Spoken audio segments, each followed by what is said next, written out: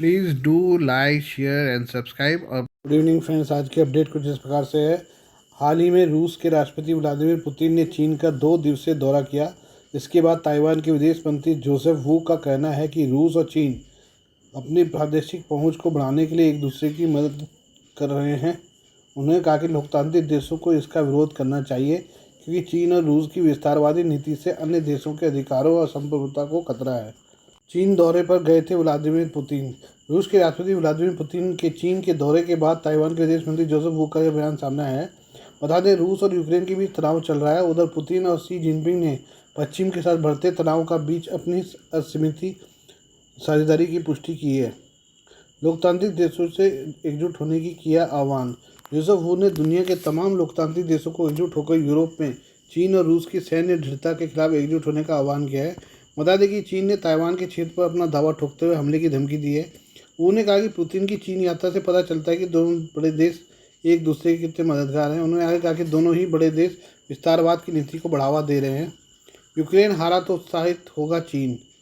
Taiwan के रक्षा मंत्री ने पश्चिमी देशों को यूक्रेन का लगातार साथ देने को कहा है। उन्होंने कहा कि इससे रूस को साफ संदेश जाएगा कि लोकतांत्रिक देश एक दूसरे की मदद कर रहे हैं।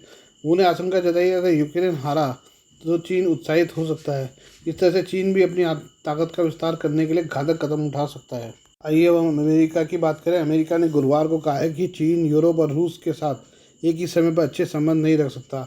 अमेरिका ने कहा कि ऐसा नहीं हो सकता है कि चीन यूरोप के साथ मजबूत रिश्ते रखे और साथ ही वो यूक्रेन युद्ध के बीच रूस का भी समर्थन करता रहे। अमेरिकी विदेश विभाग के प्रवक्ता वेदांत पटेल ने प्रेस कॉन्फ्रेंस के दौरान ये बात कही।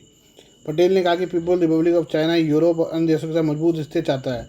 वहीं साथ साथ वो यूरोप की सुरक्षा के लिए खतरा बने रूस की भी मदद कर रहा है। खास बात यह है कि सिर्फ अमेरिका का मानना नहीं बल्कि G7 देश, नाटो और यूरोपीय देश भी ऐसा ही मानते हैं।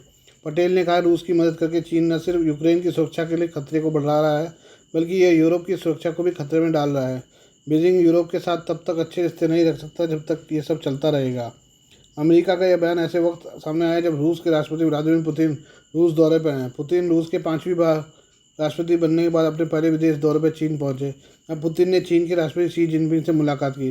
दोनों नेताओं ने संयुक्त प्रेस कॉन्फ्रेंस के दौरान अमेरिका को निशाने पर लिया और उस पर परमाणु बैलेंस को बिगाड़ने की कोशिश करने का आरोप लगाया।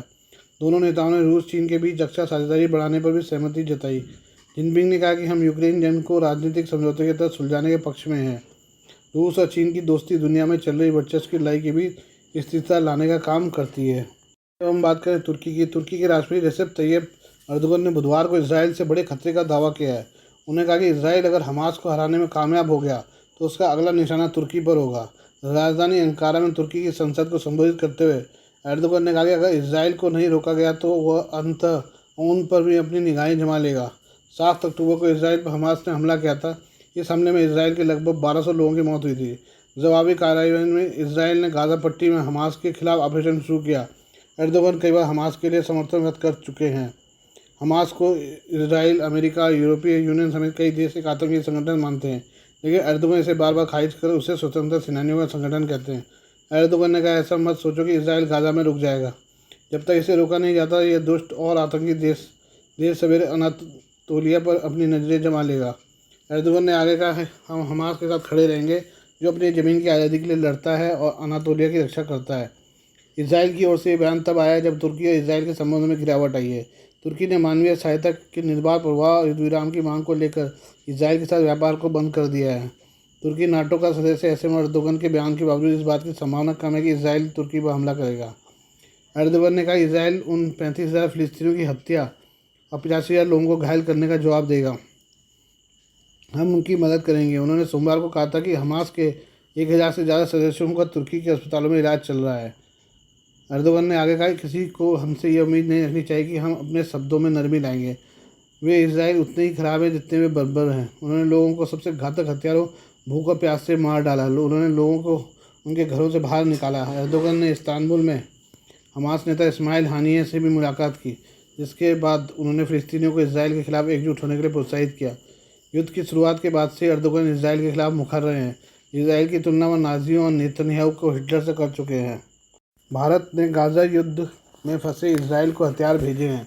भारत ने एक कदम तब उठाया जब इसराइल को अमेरिका ने हज़ारों बम की सप्लाई को रोक दिया है। पिछले 8 महीने से हमास के साथ जंग में इसराइल के हथियारों का जखीरा खाली हो गया है और उसने दोस्त भारत से मदद मांगी थी। भारत ने इसराइल को हथियार भेजा भी है, लेकिन अब इसे स्पेन ने अपने बंदरगाह पर रुकने की इजाज़त देने से मना कर दिया है। बताया जा रहा है कि इस व्यापारिक जहाज़ पर 27 टन विस्फोटक लदा हुआ है और इसे भारत से भेजा गया था। स्पेन ने कहा कि मध्य पूर्व को शांति की जरूरत है, न कि ज़्यादा विस्फोटक की। द प्रिंट की रिपोर्ट के मुताबिक स्पेन के विदेश मंत्रालय ने डेनमार्क के झंडे वाले इस जहाज़ को अपने बंदरगाह पर रुकने की इजाज़त देने से इनकार कर दिया है। बताया जा रहा है कि इस जहाज़ पर भारत से भेजा गया 27 टन विस्फोटक लदा हुआ था। उसने कहा कि मध्य पूर्व को शांति की जरूरत है, न कि ज़्यादा हथियारों की।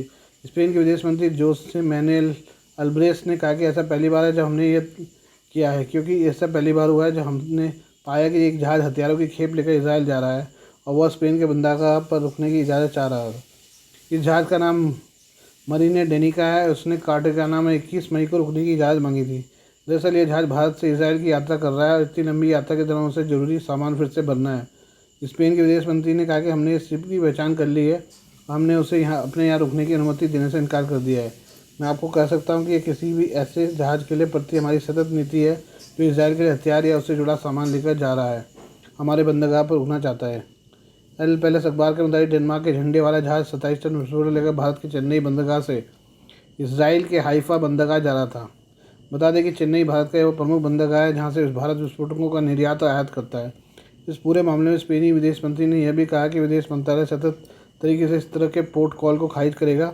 इसकी एकमात्र वजह यह है कि मध्य पूर्व की ओर ज़्यादा हथियारों की जरूरत नहीं है, उसे शांति की जरूरत है। बता दें कि स्पेन ने इसराइल के गाज़ा में सैन्य अभियान की कड़ी आलोचना की है और फिलिस्तीन देश को भी मान्यता देना चाहता है। स्पेन ने गाज़ा में युद्ध शुरू होने के बाद से ही इसराइल को हथियारों की आपूर्ति रोक दी थी। भारत इसराइल का सबसे बड़ा हथियारों का खरीदार है। गाज़ा युद्ध के बीच इसराइल भारत से कई तरह के हथियारों के लिए जरूरी सामान मांग रहा है। इसराइल की कई सरकारी कंपनियां भारत में निवेश किए हुए हैं। भारत में इसराइली कंपनियां विस्फोटक से लेकर किलर ड्रोन तक बना रही हैं। भारतीय कंपनियों ने हाल ही में विस्फोटक और ड्रोन की सप्लाई की है।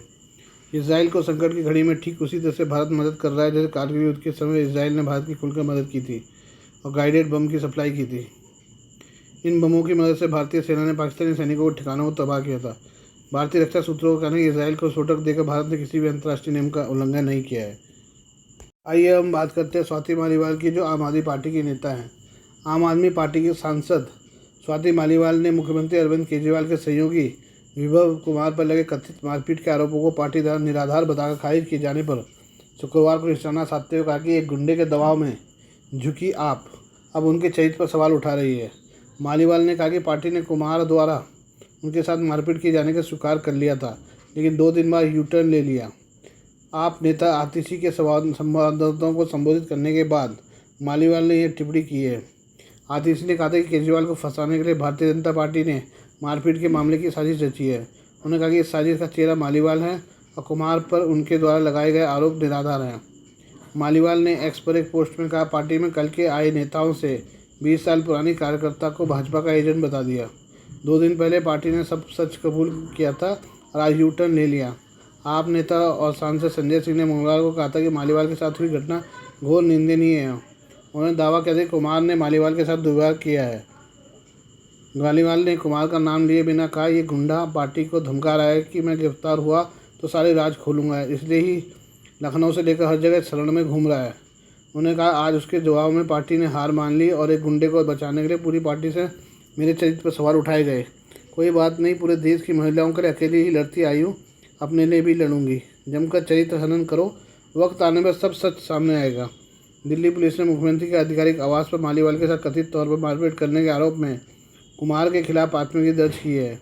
आतिशी ने कहा कि कुमार ने भी मालीवाल के खिलाफ पुलिस में शिकायत दर्ज कराई है। आज के लिए बस इतना ही, बाकी मिलते हैं कल आपसे नई खबरों के साथ। धन्यवाद।